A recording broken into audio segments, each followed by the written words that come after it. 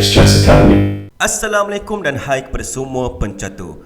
Baik, sebelum kita tengok game yang saya nak tunjukkan pada hari ini saya nak umumkan satu berita gembira buat peminat-peminat catur tanah air semua, iaitu buku catur pertama dari X-Chess Academy telah dikeluarkan pada minggu ini. Korang boleh tengok kat sini kita ada buku latihan catur bertajuk Kalahkan Rakan Anda. Ini merupakan buku pertama kami yang dibuat oleh jurulatih-jurulatih kami bertungkus lumus untuk membuat buku ni dan akhirnya telah berada di pasaran. Okey, apa yang best buku ni ialah ianya sangat sesuai untuk mana-mana pemain yang rasa tak best, tak suka sangat tengok skrin lama-lama, tak suka tengok skrin handphone ataupun skrin laptop, komputer lama sangat, bolehlah mendapatkan buku ni. Sebab apa? Sebab dia adalah buku fizikal dan dalam buku ni kita ada 13 topik taktikal di mana kita bagi penerangan dan intro secara santai dan sangat mudah difahami. Lepas tu kita ada juga berikan 468 latihan puzzle. Banyak tugas jadi korang boleh beli buku ni, boleh bawa ke mana-mana korang nak, boleh buat sambil pergi mana, sambil bercuti mana-mana ke, sambil pergi ke Johanan Catur ke, ataupun dalam train ke kan, dalam kereta ke, dalam stesen bas ke, tak kisahlah. Kat mana-mana boleh bawa, boleh buat, boleh baca. Dan ini sesuai digunakan untuk mereka yang punya FIDE rating 1600 ke bawah sahaja. Itu yang disarankan, khas dalam bahasa Melayu, dan yang paling best ialah harganya adalah buat masa sekarang RM25 Malaysia sahaja. Sebab apa? Sebab kita bagi free postage free postage untuk 100 pembeli pertama. Jadi kalau korang duduk mana-mana dekat Malaysia nak beli buku ni, 100 orang pertama kita bagi free post. Lepas dah 100 orang barulah harga dinaikkan dah kepada biasa. Jadi cepat-cepat grab promo ni Ini untuk pemain-pemain catur yang duduk dekat Malaysia lah. Kalau korang duduk dekat Argentina memang tak dapat lah postage tak dapat lah free postage. Sebab apa? Sebab jauh. So cepat-cepat grab. Bagi siapa-siapa yang berminat, bolehlah pergi ke link tertera ataupun link yang saya letak dekat description dekat bawah. Baik, jom kita tengok game pada hari ini. Hari ini kita ada satu game yang sangat menarik yang dimainkan oleh seorang GM dari India, iaitu GM Nihal Sarin menentang seorang GM terkenal ataupun YouTuber famous, iaitu GM Hikaru Nakamura dari Amerika Syarikat. Baik, ini merupakan satu kejohanan yang diambil daripada kejohanan Speed Chess Championship yang dianjurkan oleh chess.com. Baru sahaja tamat pada minggu lepas, dan ini merupakan antara game yang sangat-sangat menarik yang telah ditunjukkan pada temasya ataupun kejohanan Speed Chess pada tahun ini. Jadi kat sini jangan buang masa, jom kita tengok game ni. Ini merupakan game yang dimainkan di semi final ataupun pusingan separuh akhir di antara GM Nihal Sarin yang bermain sebagai putih menentang hitam, iaitu GM Hikaru Nakamura. Jom kita tengok game ni. Kat sini Nihal memulakan dengan knight pergi ke F3, dibalas dengan knight F6, seterusnya C4, E6, C3 dan seterusnya D5. Kita ada opening yang transpose kepada English opening kat sini Baik, E3 dimainkan oleh Nihal, seterusnya C5. Kita ada pertukaran pawn dengan pawn C makan pawn D5, pawn E makan pawn D5 dan seterusnya D4. Knight pergi ke C6, bishop pergi ke B5, bishop D6, putih membuat castling 0-0. Seterusnya putaran pawn sekali lagi dengan pawn C makan pawn D4, pawn E makan pawn D4 dan hitam membuat castling 0-0. Kat sini satu gerakan yang biasa dimainkan ialah untuk bishop pergi ke G5 cuba untuk membuat pin ke arah knight di F6 kat situ. Tapi Nihal memilih untuk memainkan pawn ke H3 kat sini. Jadi Hikaru membalas dengan pawn H6. Kita ada rook E1, rook E8, sama-sama mengambil file E. Bishop makan knight C6, pawn B makan bishop C6 dan seterusnya knight melompat pergi ke E5. Dan kat sini Hikaru membuat satu keputusan yang sedikit tak biasa dengan bishop makan knight E5. Kenapa saya kata macam tu? Sebab kat sini Nihal makan pawn D makan bishop E5, dan pawn D ni merupakan satu pawn yang sangat kuat untuk putih. Sebab apa? Sebab dia dah masuk kawasan lawan dan nanti dia boleh disokong, disupport oleh pawn F4 kawan-kawannya yang lain. Sebab itulah pawn ni sangat-sangat berkuasa. Seperti kat sini yang berlaku Baik, kat sini Hikaru gerakkan naiknya pergi ke D7 dan seterusnya pawn ke F4 dimainkan. Nampak? Itulah apa yang saya cakap sebentar tadi. Pawn E ni akan jadi sangat berkuasa nanti. Okey, permainan diteruskan dengan bishop ke B7. Kita ada king ke H2, A6, B4 tidak membenarkan knight untuk melompat ke C5. Jadi kat sini A5 dimainkan oleh Hikaru. Kita ada pawn B makan pawn A5, diikuti dengan queen makan pawn A5 mengancam untuk makan knight C3. Jadi bishop D2 mengawal knight dimainkan. D4, knight melompat ke E4 membuat serangan ke atas queen. Jadi queen lari ke D5 dengan idea mungkin nak mainkan C5 nanti, dan bishop dan queen boleh bekerjasama untuk membuat ancaman checkmate di G2. Boleh nampak kat situ? Baik. Kat sini kita ada knight ke D6 mengancam untuk makan rook dan juga bishop kat sini. Dan dalam posisi ini Hikaru tak boleh salah gerakan sebab apa? Sebab kalau dia buat gerakan seperti rook E pergi ke B8 lari sambil kawal bishop kat sini, putih boleh mainkan queen pergi ke G4 dengan idea untuk membuat ancaman makan knight dan juga mempunyai serangan ke atas king. Kalau C5 dimainkan kat sini, sudah semestinya putih tak akan makan pun knight ni, tak boleh makan pun sebenarnya sebab ada ancaman checkmate. Tapi putih boleh buat gerakan knight pergi ke F5 dan kita dapat tengok terlalu banyak ancaman. Yang pertama, queen boleh makan G7 checkmate. Yang kedua, knight nak masuk ke E7 membuat fork ke arah king dan juga queen kat situ. Dan yang ketiga adalah untuk makan pawn H6 pun boleh sambil membuat check. Jadi kat sini semestinya hitam akan kalah serta-merta. Sebab itulah selepas knight pergi ke D6, Hikaru Nakamura membuat satu gerakan yang betul dengan tolakan pawn ke C5. Ini merupakan defense yang paling terbaik lah, sebab dia membuka serangan untuk mengancam checkmate di G2. Jadi kat sini queen G4 dimainkan mengawal petak G2 kat situ. Kita ada H5 menyerang queen. Semestinya kalau queen makan pawn H5, queen akan makan pawn G2. Ini adalah checkmate satu langkah lah. Jadi berhati-hati. Sebab itulah selepas pawn H5 ditolak, queen dilarikan ke G3 oleh Nihal. Seterusnya kita ada rook ke E6 dengan idea nanti untuk rook pergi ke E6 dan cuba tambah serangan ke atas pawn G2. Kat sini Nihal tengok bishop di B7 macam bahaya, jadi dia putuskan untuk knight makan bishop B7. Kita ada queen makan knight B7 dan seterusnya F5 menyerang rook.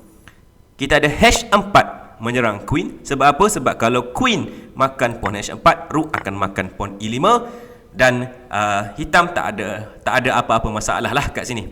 Okey, kita kembali ke sini selepas gerakan H4. Sebab itu Nihal mainkan queen ke F4 mengawal pawn di E5 kat situ. Rook E pergi ke E8 melarikan diri. Kita ada F6 cuba untuk memecahkan kubu hitam. Namun kat sini Hikaru tak kisah pun, dia mainkan knight pergi ke F8. Kenapa dia tak kisah? Baik, kita tengok kat sini. Kalau pawn F makan pawn G7, dia nak mainkan knight pergi ke G6 dan dia kata knight ni merupakan satu defender yang sangat-sangat kuat dan dia pun cakap pawn G7 ni bila-bila king dia boleh makan. Jadi itu tidak menakutkan dia. Dia nak buat macam ni.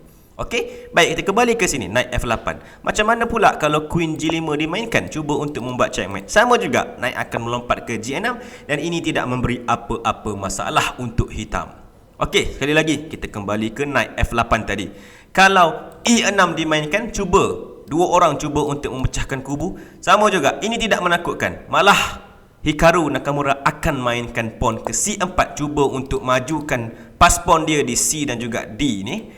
Kat sini kalau pawn F makan pawn G7, sama, knight akan melompat ke G6 mengancam queen, queen lari ke G5 contohnya, dan seterusnya C3 akan ditolak, maju ke hadapan. Kalau pawn E makan pawn F7 check, queen boleh makan je pawn F7 dan kita dapat tengok king hitam tak ada apa-apa masalah, masih lagi selamat kat situ.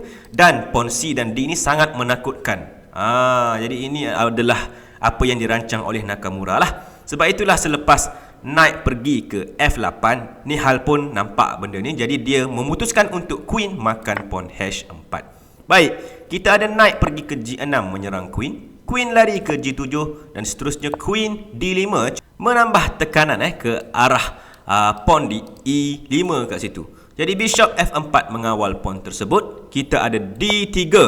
Sekarang pawn Hikaru mula maju ke hadapan. H4 kat sini dengan idea untuk membuat tolakan pawn ke H5, dan kalau knight tu lari, queen akan masuk makan pawn di G7, checkmate. Itu idea dia. Jadi kat sini rook A4 dimainkan menyerang bishop di F4. H5 dimainkan terus dan kita ada pertukaran piece dengan rook makan bishop F4 dan seterusnya pawn makan knight di G6. Seterusnya rook F5 menambah serangan ke atas pawn, dan kat sinilah Nihal Sarin membuat satu gerakan yang bagus, iaitu tolakan pawn ke E6. Kenapakah gerakan ini baru bagus? Kita tengok kat sini ada 3 pawn yang tinggi dan menyerang king. Jarang-jarang kita dapat tengok benda-benda macam ni Sebab apa? Sebab tadi kita dah tengok kalau pawn F ataupun pawn G memakan pawn-pawn dekat sini tak ada menjadi apa-apa. Sebab itu Nihal menambahkan satu lagi pawn, dan kita dapat tengok ancaman yang cepat yang dia nak buat kat sini ialah untuk pawn makan pawn F7 kat sini dan membuat fork ke arah king dan juga rook. Jadi kat sini rook H5 dicuba oleh Hikaru Nakamura membuat check. King lari ke G1 dan kita ada queen ke D4 membuat check. Baik, kat sini Nihal Sarin membuat satu move yang sangat-sangat hebat, yang sangat sukar dia cari dalam masa yang singkat sahaja. Baik, ini move tahap tinggi tapi tak ada masalah. Korang boleh cuba untuk cari move terbaik ni. Silakan pause video ni kat sini dan cari apakah gerakan terbaik. Silakan. Baik, selepas queen membuat check di D4 sudah semestinya king tak boleh lari ke F1 lah, sebab ini adalah blunder. Rook akan pergi ke H1 membuat checkmate satu step. Okey, kita kembali ke queen D4 check. Okey, macam mana pula kalau queen pergi block di F2? Nampak macam tak ada apa-apa, tapi sebenarnya ini adalah satu kesilapan. Sebab apa? Kita tengok kat sini, queen boleh makan queen membuat check, king akan makan queen F2, dan seterusnya rook boleh membuat check di F5. King akan masuk balik ke G1. Kita ada rook makan pawn di E6. Rook makan rook E6. Pawn F makan rook E6. Dan kalau putih membuat F7 check, memaksa king pergi ke F8. Kalau rook pergi ke B1 cuba untuk membuat check dan seterusnya cuba untuk majukan pawn F. Ini sebenarnya tidak ada apa-apa masalah sebab rook hitam berada di file F mengawal pawn F tu, dan king pun ada kat situ, dan rook F tu pun dia potong laluan king putih. Jadi king putih tak boleh nak tolong pun pas pawn dia di A, dan dia pun tak boleh nak defend daripada kemajuan macam pelik je bunyinya. Kemaraan pawn C dan juga pawn D kat sini. Jadi ini adalah bahaya. Kita dapat tengok kat sini, kalau rook pergi ke B1, hitam akan membuat tolakan pawn ke C4, dan selepas rook pergi B8 check, king boleh lari je ke E7, dan ini tak ada apa-apa masalah. Kalau pawn maju ke depan, rook boleh makan sahaja, dan seterusnya pawn maju dengan sangat laju kat situ. King tak sempat pun nak kejar. Ini idea Hikaru Nakamura lah kalaulah queen F2 dimainkan. Tapi kat sini dalam masa yang singkat sahaja, Nihal Sarin memainkan satu gerakan yang bagus dengan queen ke E3. Ini sahaja gerakan yang perlu dimainkan dan inilah yang dibuat olehnya. Kenapa ini bagus? Okey, kita tengok kat sini. Kat sini sambungannya ialah rook makan pawn E6 oleh Hikaru. Kita ada queen makan queen D4, pawn C makan queen D4, rook makan rook E6, pawn F makan rook E6 dan seterusnya pawn F7 check. King terpaksa masuk ke F8 dan kita ada rook ke B1. Okey, nampak sama tapi tak serupa. Apakah perbezaannya? Yang pertama ialah rook tak duduk dekat file F, dia duduk dekat file H. Yang kedua ialah pawn D sudah pun menjadi double pawn, bermakna sukar untuk membuat gerakan dan dua-duanya tidak dikawal. Ancaman putih adalah untuk rook pergi ke B8 membuat check, dan selepas king melarikan diri ke E7, pawn akan maju ke depan dan menukar menjadi queen lah. Jadi kat sini kalau Hikaru cuba untuk defend, contohnya dengan rook pergi ke F5, cuba untuk membuat macam posisi yang kita tengok tadi. Okey, kat sini tidak akan berjaya. Sebab apa? Sebab selepas rook pergi ke B8 check, kalau king lari ke E7, rook akan masuk ke E8 check, dan king lari ke D7, pawn F8 akan naik dan tukar menjadi queen. Dan kat sini walaupun rook boleh makan queen F8, rook makan rook F8, Dan kita dapat tengok pawn D ni tak sempat untuk maju. Dia tak macam tadi. Kalau dia tolak D2, memang king tak dapat kejar. Tapi masalahnya rook boleh kembali ke F1. Dan kita dapat tengok pawn 2 ni tidak mampu naik. Dia beza daripada tadi. Tadi pawnnya bergabung. Jadi kalau dia tolak pun, yang seorang lagi boleh kawal kawan dia. Tapi masalahnya seorang tu dah berpindah ke sini. Berpindah ke situ. Jadi tak boleh nak kawal. Ini adalah kalah untuk hitam. Sebab itulah selepas rook ke B1, GM Hikaru Nakamura terus resign dan menyerahkanlah. Okey, itu saja daripada saya. Jangan lupa untuk dapatkan buku Kalahkan Rakan Anda. 100 orang pertama akan berjaya mendapat free postage. RM25 saja. Baik, itu saja. Terima kasih kerana menonton. Selamat bercatur. Assalamualaikum. Bye-bye.